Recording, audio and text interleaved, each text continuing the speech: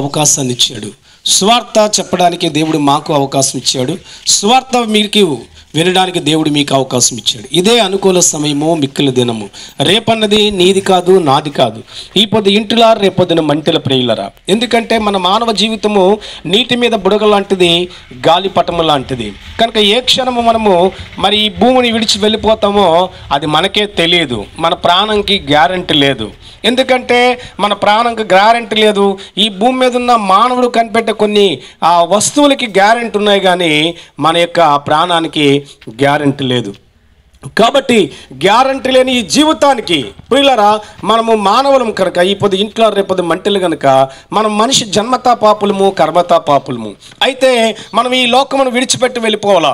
ఈ భూమి, ఈ ప్రపంచము, ఈ సర్వ సమూహం మనదేది కాదు.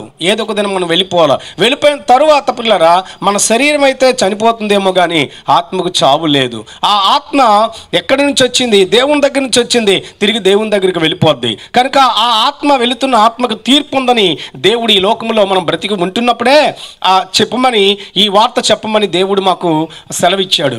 దేవుని సెలవు ప్రకారంగా మేము అందుకే ఆత్మకు తీర్పు ఉంది. మనిషి చనిపోయిన తర్వాత ఆత్మకి నరకము, స్వర్గము రెండు నరుల కొరకై కాచి ఉన్నదని చెప్పమని దేవుడే సెలవిచ్చాడు. కనుక అందుకే సర్వలోకానికి వెళ్ళి సర్వ సృష్టికి ఈ సువార్త చెప్పండి.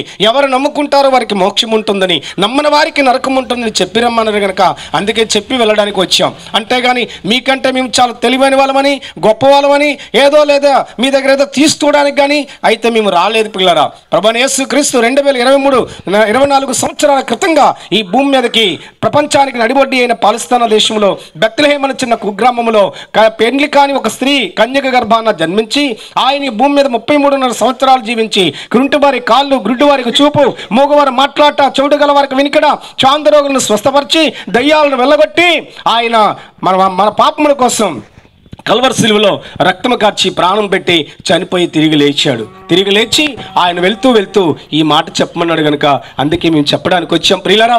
మరి అన్యదా భావించుకోకుండా మేము ఏ మతాన్ని ప్రకటించడానికి రాలేదు, కానీ మార్గాన్ని ప్రకటించడానికి వచ్చాం. కనుక ఇదే అనుకూల సమయము. రండి, ప్రభువుని నమ్మండి, దేవదీవులు పొందండి. దేవుడు మిమ్మల్ని, మీ కుటుంబాలని, మీ పాడి, మీ పంట, మీ వ్యవసాయం, మీ ఉద్యోగ వ్యాపారములను దీవించి మీ ఆత్మలకు రక్షణ కలుగు చేయనుగాక. ఆమేన్.